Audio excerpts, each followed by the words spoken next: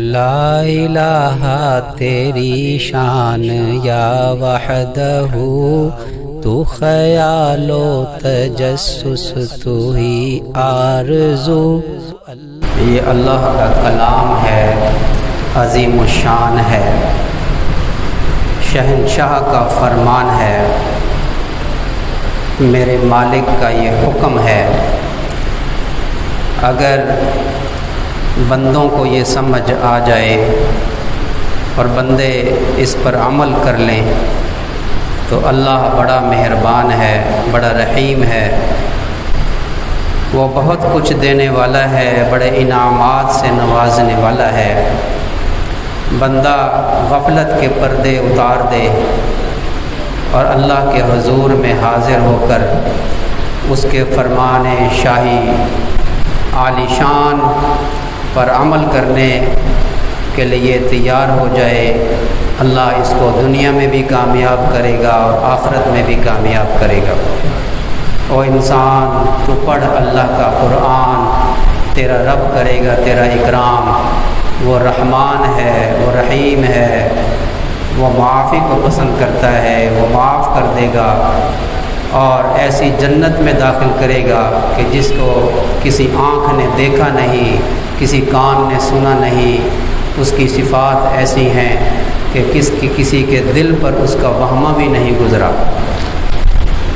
اللہ ایسی نعمتیں دینے والا ہے، لیکن بندہ بن کر رہے، اپنے نفس کا بندہ، شیطان کا بندہ نہ بنے، اپنے رب کا بندہ بنے۔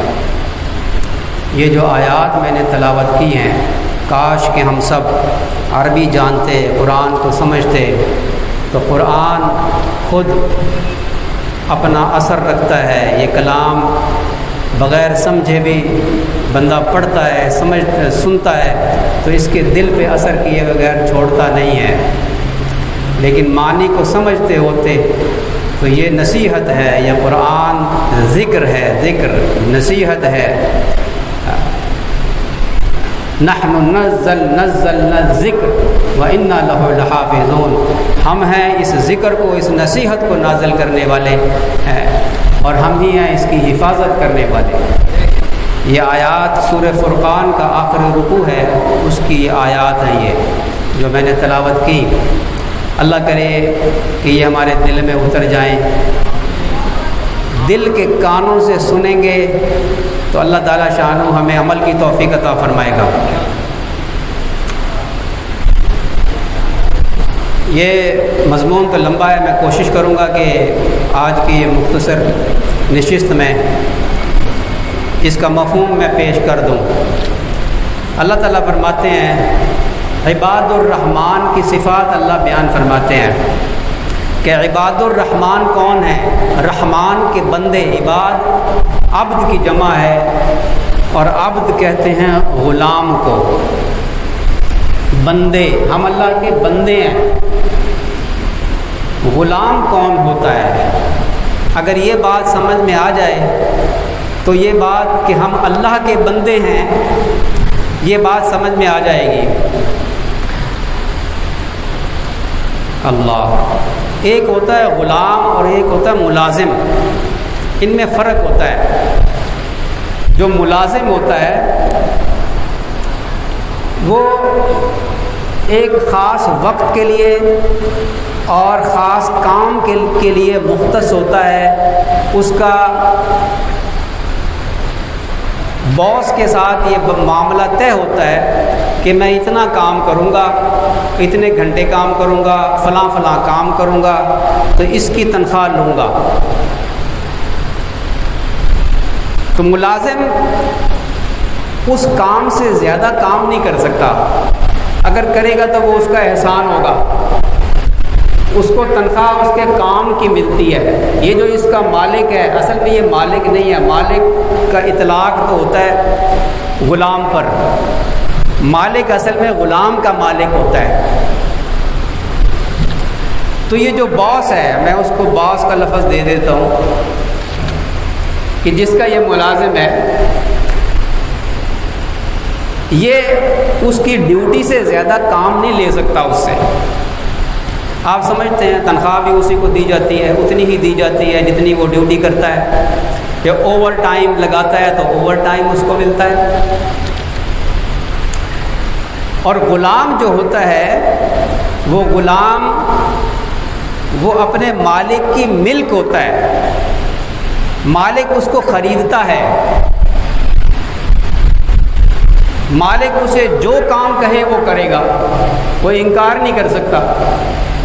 جو لباس پہنائے گا وہی لباس پہنے گا، جس نام سے پکارے گا وہی اس کا نام ہے، جو کام کہے گا وہی کام اس کا کام ہے۔ مالک اس کو کھلائے پلائے گا اپنے پاس سے، وہ نہ کھلائے اسے کوئی مجبور نہیں کر سکتا، جہاں رکھے گا وہاں رہے گا غلام، جس جھونپڑے میں رکھے گا غلام اس جھونپڑے میں رہے گا۔ یہاں تک کہ اگر یہ آقا اپنے غلام کو قتل کر دے تو اس کا قصاص نہیں لیا جائے گا۔ جی ہاں، کوئی پوچھنے والا نہیں، غلام کو کوئی مار دے قتل کر دے کوئی پوچھنے والا نہیں۔ اسلام نے تدریج کے ساتھ غلامی کو ختم کر دیا، لیکن ایک وقت آئے گا حضرت امام مہدی کا دور جب ہوگا تو کفار کی جو عورتیں ہیں ان کو باندیاں بنایا جائے گا، ان کے مردوں کو غلام بنایا جائے گا، لیکن اسلام نے باندیوں کے اور غلاموں کے حقوق بھی طے کر دیے ہیں۔ اگر کوئی اس حقوق سے تجاوز کرے گا اس کو سزا دی جائے گی۔ ایک صحابی نے عرض کیا یا رسول اللہ صلی اللہ علیہ وسلم میرے کئی غلام ہیں، میں ان کو ڈانٹتا بھی ہوں مارتا بھی ہوں، وہ غلط بیانی سے کام لیتے ہیں، کہنا نہیں مانتے تو میں ان کو مارتا بھی ہوں، تو کیا اس کا بھی حساب لیا جائے گا مجھ سے؟ فرمایا کہ قیامت کے دن ان کی نافرمانی اور تیرا مارنا تولا جائے گا، اگر تیرا مارنا زیادہ ہوا ان کی نافرمانی سے تو تجھے بدلہ دینا پڑے گا قیامت کے دن، اور اگر ان کی زیادتی ہوئی، ان کی طرف سے زیادتی ہوئی تو ان کو حساب دینا پڑے گا۔ تو وہ صحابی یہ نے سنا تو رو پڑے اور اپنے آپ کو ملامت کرتے رہے اور کہنے لگے کہ یا رسول اللہ صلی اللہ علیہ وسلم آپ گواہ رہے کہ میں نے ان غلاموں کو آزاد کر دیا، کہ ہو سکتا ہے مجھ سے زیادتی ہو گئی ہو۔ بہرحال یہ تو ایک الگ عنوان ہے، میں ان آیات کا ترجمہ کرنا چاہتا ہوں۔ عباد الرحمن، رحمان کے بندے کون ہیں، رحمان کے غلام کون ہیں؟ اس لیے اس بات کو سمجھانے کے لیے میں نے عبد کی تعریف کی ہے کہ غلام کسے کہتے ہیں۔ ہم اللہ کے غلام ہیں، ہم اس کے بندے ہیں، یہ بات سمجھ لینی چاہیے۔ آقا جو حکم دے اس حکم کو پورا کرنا بندے کا کام ہے، وہ جو لباس پہنائے وہ لباس پہننا ہے، غلام کا کام ہے۔ وہ جس مکان میں رکھے اس مکان میں رہ کر راضی ہونا مالک سے، یہ غلام کا کام ہے۔ اللہ تعالیٰ فرماتے ہیں ان آیات میں چونکہ ہمارے لیے بہت زیادہ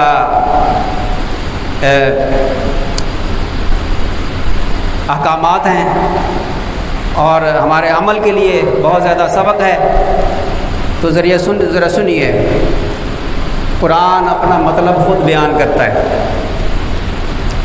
وَعِبَادُ الرَّحْمَنِ الَّذِينَ يَمْشُونَ عَلَى الْأَرْضِ هَوْنًا، اللہ کے بندے، رحمان کے بندے وہ ہیں جو زمین میں چلتے ہیں، زمین پر چلتے ہیں ہونا، عاجزی کے ساتھ، تکبر کے ساتھ نہیں چلتے ہیں۔ ایک جگہ اللہ تعالیٰ فرماتے ہیں یہ تو متکبرین کی چال ہے نا، اکڑ کے چلتے ہیں، تکبر کرتے ہیں۔ اللہ فرماتے ہیں کہ تمہارے اندر اتنی طاقت نہیں ہے کہ تم پاؤں مار کر زمین کو پھاڑ دو یا تم آسمان کی بلندیوں پر پہنچ جاؤ۔ جی ہاں، یہ رستہ ہے چل چلاؤ کا، ذرا سنبھل کے چل، اتنا اکڑ کے نہ چل۔ یہ رستہ ہے چل چلاؤ کا، ذرا سنبھل کے چل۔ مجھے شعر و شاعری اتنی آتی نہیں، اس لیے ایک مصرع دوسرا مصرع بھول جاتا ہے۔ اللہ تعالیٰ فرماتے ہیں کہ رحمان کے بندے وہ ہیں کہ جو زمین پر عاجزی کے ساتھ چلتے ہیں، جی ہاں، انکساری کے ساتھ چلتے ہیں۔ وَإِذَا خَاطَبَهُمُ الْجَاهِلُونَ قَالُوا سَلَامًا، اور جب ان کو جاہل لوگ ان سے مخاطب ہوتے ہیں، ایک صفت تو یہ بیان کی کہ وہ زمین پر عاجزی کے ساتھ چلتے ہیں، چلنا بھی سکھایا ہمیں اللہ نے اور اللہ کے رسول صلی اللہ علیہ وسلم نے، چلنا بھی سکھایا۔ نبی کریم صلی اللہ علیہ وسلم ایسے چلتے تھے جیسے ڈھلوان کی طرف چلتے ہیں، اور تیز رفتاری کے ساتھ چلتے تھے، اور اللہ نے ہمت طاقت عطا فرمائی ہے، اور آرام آرام سے ٹہل ٹہل کے چل رہے ہیں، یہ بھی ناپسندیدہ ہے۔ حضرت عمر رضی اللہ تعالیٰ عنہ نے ایک نوجوان کو دیکھا کہ بڑے آرام آرام سے چل رہا ہے، فرمایا کہ تو بیمار ہے؟ اس نے کہا نہیں۔ فرمایا خبردار جو آئندہ ایسے چلا، اگر آئندہ ایسے دیکھ لیا تو درے سے تیری خبر لوں گا میں۔ وہ لگا دیتے تھے دو چار سیدھا کرنے کے لیے، تیز چلا کرو۔ یہ آرام آرام سے ٹہل ٹہل کر چلنا، یہ بھی متکبرین کی نشانی ہے۔ وَإِذَا خَاطَبَهُمُ الْجَاهِلُونَ قَالُوا سَلَامًا، جب انہیں جاہل لوگ خطاب کرتے ہیں نا ان کے ساتھ، تو یہ سلامتی کی بات کرتے ہیں، یہ ان کے ساتھ الجھتے نہیں ہیں، بحث نہیں کرتے جاہلوں کے ساتھ۔ جاہلوں کے ساتھ بات کرنا، بحث کرنا کوئی عقل مندی کی بات نہیں ہے۔ اللہ کے بندے جاہلوں کے ساتھ بحث نہیں کرتے، بلکہ کہتے ہیں اچھا جی السلام علیکم،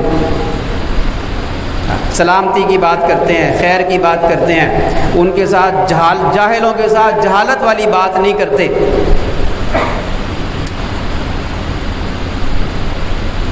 اگلی صفت اللہ نے بیان فرمائی، والذین یبیتون لربہم سجدا وقیاما، یہ عباد الرحمن اللہ کے بندے، اللہ کے غلام وہ ہیں جو راتوں کو اللہ کی عبادت میں اپنا وقت گزارتے ہیں، سجدے میں، قیام میں راتیں گزارتے ہیں۔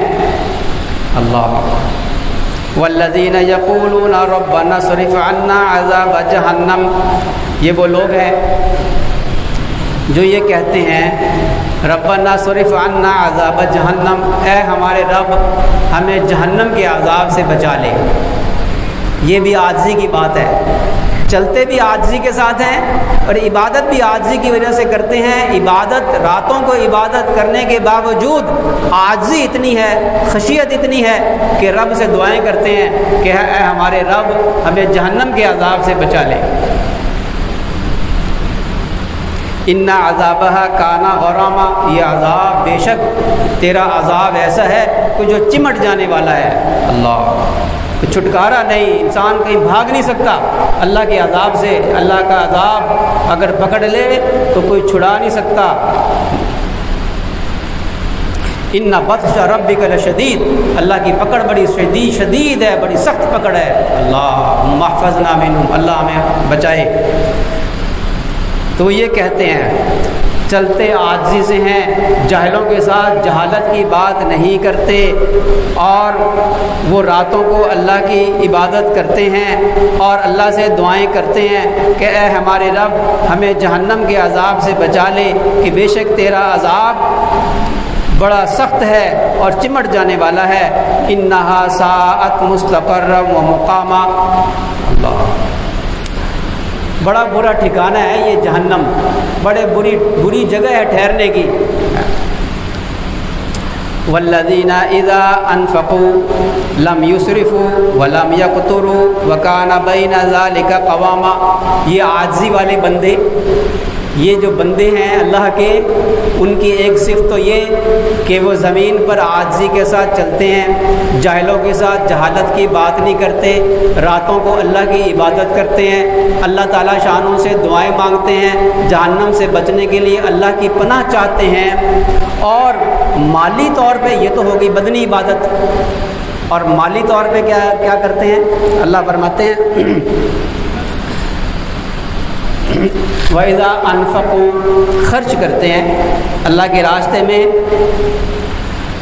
لم یسرفوا اسراف نہیں کرتے، اسراف ہرگز نہیں کرتے، فضول خرچی نہیں کرتے، فضول جگہوں پہ خرچ نہیں کرتے، وَلَمْ يَقْتُرُوا اور بخل بھی نہیں کرتے، یہ کہ جہاں ضرورت ہے وہاں خرچ نہ کرے بندہ، بخل اللہ کو پسند نہیں۔ تو مال خرچ کرنے میں جو یہ نفاق فی سبیل اللہ، انفاق فی سبیل اللہ، اللہ کے راستے میں خرچ کرنا، یہ نفق لفظ ہے، نفق کہتے ہیں ٹنل کو، انگریزی میں ٹنل سرنگ ہوتی ہے نا، جو جس میں سے وہ بنائی ہوتی ہیں پہاڑوں میں، ٹنل بنائی ہوتی ہے جس میں سے بسیں گزرتی ہیں، اس کو عربی میں نفق کہتے ہیں۔ ایک طرف سے داخل ہوتے ہیں، دوسری طرف سے نکل جاتے ہیں، اگر درمیان میں رکاوٹ آ جائے نا تو پھر کوئی گزر نہیں سکتا۔ تو اس کو انفاق فی سبیل اللہ کہا، اللہ کے راستے میں خرچ کرنا کہا کہ بس تم گزار دو پیسے، اپنے پاس روک کر نہ رکھو، روک کر رکھنے سے معیشت تنگ ہو جائے گی، خرچ کرو، خرچ کرو، اللہ کے راستے میں خوب خرچ کرو، آگے چلتا کرو، جب آگے چلتا ہوگا تو پھر پیچھے سے آئے گا، یہ مطلب ہے اس کا۔ تو فرمایا کہ یہ عباد الرحمن وہ ہیں جو اللہ کے راستے میں خرچ کرتے ہیں، اس انداز سے خرچ کرتے ہیں کہ فضول خرچی بھی نہیں کرتے اور بخل بھی نہیں کرتے، وَكَانَ بَيْنَ ذَلِكَ قَوَامًا اعتدال اختیار کرتے ہیں، اعتدال، اللہ تعالیٰ شانہ کو اعتدال پسند ہے۔ تو جو اللہ کے بندے ہیں ان کی صفات میں سے ان کی ایک صفت یہ ہے کہ وہ اللہ کے راستے میں اعتدال کے ساتھ خرچ کرتے ہیں،